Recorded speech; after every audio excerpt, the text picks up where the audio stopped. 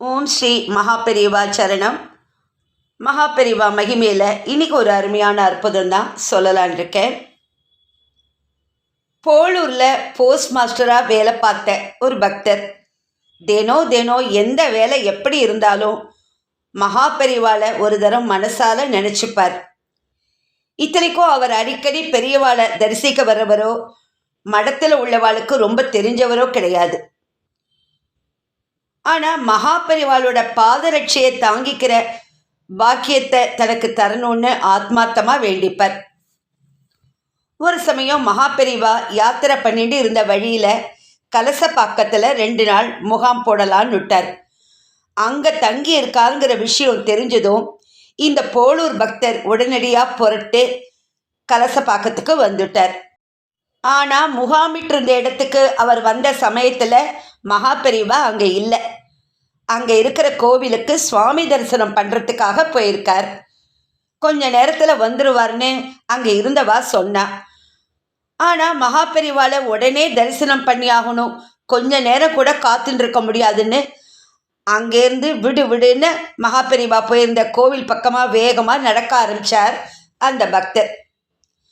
அங்கே பெரியவா வழக்கமான தன்னோட விறுவிறு நடைக்கு பதிலாக யாருக்காகவோ தாமதிக்கிற மாதிரி மெதுவாக நடந்துட்டு இருந்தார்.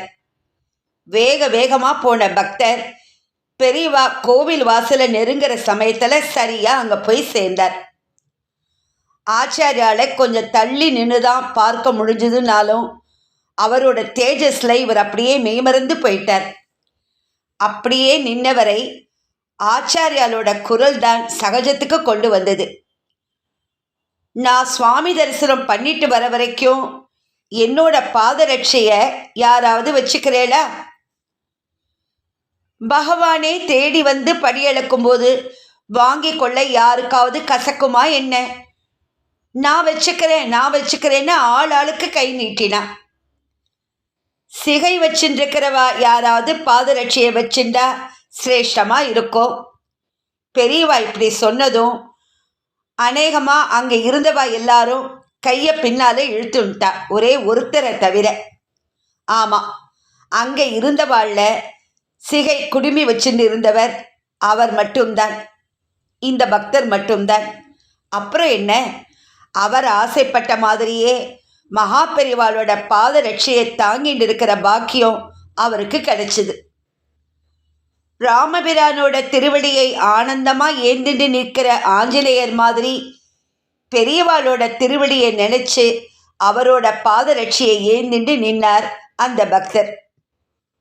நான் கோயிலுக்கு புறப்பட்டு வந்ததே உன்னோட அபிலாஷையை பூர்த்தி பண்ணுறதுக்குத்தான் அப்படின்னு சொல்லாமல் சொல்கிற மாதிரி அவரை பார்த்து மென்மையாக சிரிச்சுட்டு கோவிலுக்குள்ளே போனார் மகாபெரிவா. அந்த பக்தர் பெரியவாளோட பாதரட்சையை வச்சுண்டு கோவில் வாசலில் நின்றுட்டு இருந்தாரே தவிர அவரோட மனசு பெரியவா கோவிலுக்குள்ளே நுழைஞ்சப்ப கூடவே தானும் சேர்ந்துட்டு வர ஆரம்பிச்சுடுத்து. கோவிலுக்கு உள்ளே போன ஆச்சாரியா எல்லா சன்னதிகளையும் தரிசனம் பண்ணிட்டு கடைசியாக கர்ப்பகிரகத்துக்கு வந்தார்.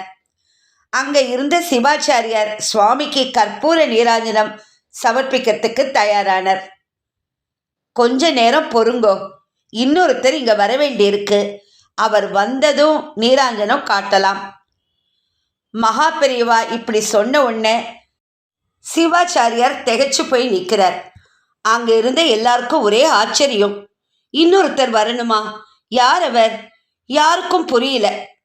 அந்த சமயத்தில் பெரியவா தம் பக்கத்தில் நின்றுட்டு இருந்த அணுக்க தொண்டரை கூப்பிட்டார்.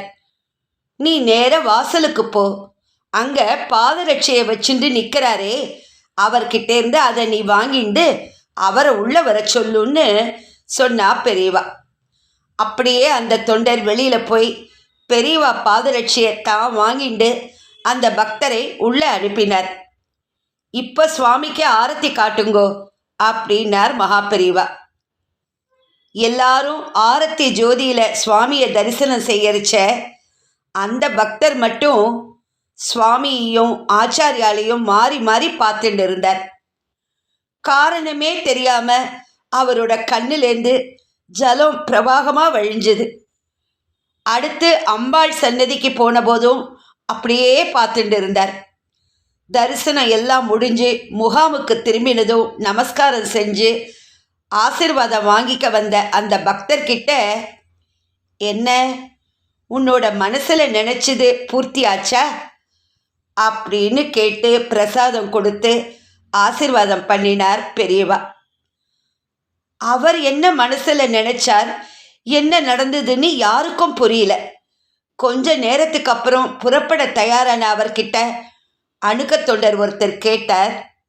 அப்ப இவர் சொல்றார், இந்த பக்தர், மகா பெரியவா கோவிலுக்கு உள்ள நுழைஞ்சதோ என் மனசு என்கிட்டயே இல்லை. ஒவ்வொரு சன்னதியா கற்பனை செஞ்சு பார்த்த நான் இவ்வளோ நேரம் ஆச்சாரியா சுவாமி சன்னதியில் நின்றுருப்பார். சிவாச்சாரியா ஆர்த்தி காட்டுறச்சே சுவாமி மூலவராகவும் பெரியவா உற்சவர் மாதிரியும் இருப்பா. அந்த காட்சியை பார்க்க எனக்கு கொடுத்து வைக்கலையேன்னு நினச்சேன். என் மனசுக்குள்ளேயே இருந்து பார்த்தவர் மாதிரி என்னை உள்ள கூப்பிட்டதோடு இல்லாமல் நான் நினச்ச மாதிரியே சுவாமி சன்னதியில் சாட்சாத் அந்த மகேஸ்வரனாகவே என் கண்ணுக்கு தெரிஞ்சார் பெரியவா. அது மட்டும் இல்லாமல் அம்பாள் சன்னதியில் காமாட்சி ரூபத்தில் காட்சி கொடுத்தார். எனக்கு இது போதும், இந்த ஜென்மாவில் இனி எதுக்கும் நான் ஆசைப்படவே மாட்டேன் அப்படின்னு தழுதழுப்பாக சொன்னார் அந்த பக்தர். எப்பேற்பட்ட ஒரு அற்புதம், எப்பேற்பட்ட ஒரு அனுகிரகத்தை பெரியவா நிகழ்த்தியிருக்கா அந்த பக்தருக்கு. பக்தர்கள் மனசில் என்ன நினைக்கிறாளோ, அவள் என்ன ஆசைப்படுறாளோ அதையெல்லாம் நிறைவேற்றி வச்சிருவா மகா பெரியவா. இதை தொடர்ந்து இன்னொரு அற்புதமும் பார்க்கலாம். மகா பெரியவாளின் பக்தையான செல்லம்மா பாட்டிக்கு பல வருடங்களுக்கு முன்னால் ஏற்பட்ட அனுபவம் இது. அப்போது பெரியவா ஹைதராபாத் அருகே ஒரு சிறு ஊரில் முகாமிட்டிருந்தார். அப்போ செல்லம்மாவுக்கு சின்ன வயசு. அவரது அப்பா ஒரு மகா வித்வான், வசதி மிக்கவர். அதனால் செல்லம்மாள் நிறைய நகைகள் அணிந்து கொண்டு இருப்பார். மகானை தரிசிக்க வந்த தந்தையும் மகளும் அந்த கருணை வள்ளலின் அருளை தொடர்ந்து சில நாட்கள் அதே ஊரில் தங்கினார்கள். செல்லம்மாவுக்கு எல்லாமே பெரியவாதான். அப்படி ஒரு ஈடுபாடு இளமையில் வந்தது.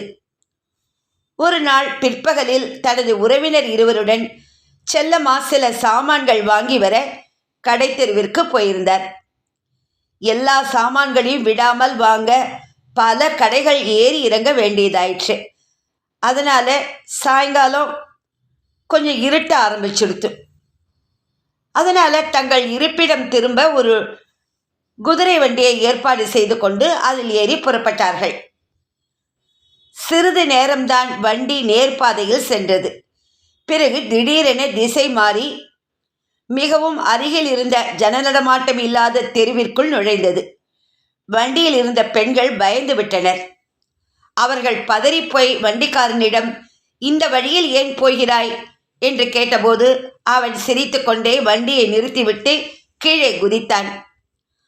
அதோடு இல்லாமல் பெண்களை பார்த்து விஷமமாக சிரித்தான். அவன் பார்வை செல்லம்மா மீதும் அவள் போட்டிருந்த நகைகள் மீதும் படர்ந்தது. பெண்கள் பயத்தோடு என்ன செய்வது என்று புரியாமல் தடுமாறிக்கொண்டு இருந்தார்கள். அதே சமயம் மகா பெரியவா மாலை வேளை பூஜை ஆரம்பிக்க இருந்தார். அவரது கண்கள் சுற்றி அமர்ந்திருந்த பக்தர் கூட்டத்தின் மீது படர்ந்தது.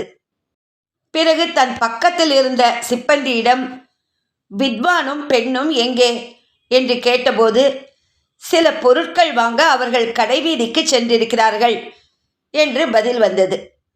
இது புது ஊராயிற்றே, அவர்களுக்கு பாஷை கூட புரியாதே, நீ உடனே வண்டியை எடுத்துக்கொண்டு போய் அவளை பார்த்துட்டு வா அப்படின்னு மகா பெரியவா சொன்னார். புறப்பட இருந்தவரை திடீரென அழைத்து போகும் மார்க்கத்தை கேட்ட பின்னர் மகான் சொன்னார், வேண்டாம், நீ நேர் வழியில் போகாதே, அதற்கு பக்கத்தில் ஒரு குறுக்கு சந்து இருக்கும் பார், அப்படி போ என்றார் பெரியவா. பக்தர்களுக்கு எப்படி உதவ வேண்டும் என்று மகானுக்கு தெரியாதா? வண்டிக்காரன் பெண்களை பார்த்து வக்கரமாக சிரித்த அதே நேரத்தில் மடத்து சிப்பந்தி அங்கே வந்து நிற்க, வண்டிக்காரன் பயந்து போய் வண்டியை ஓட்டிக்கொண்டு போய்விட்டான். செல்லம்மாளும் மற்றவர்களும் அன்று மகா பெரிவாளால் காப்பாற்றப்பட்டார்கள்.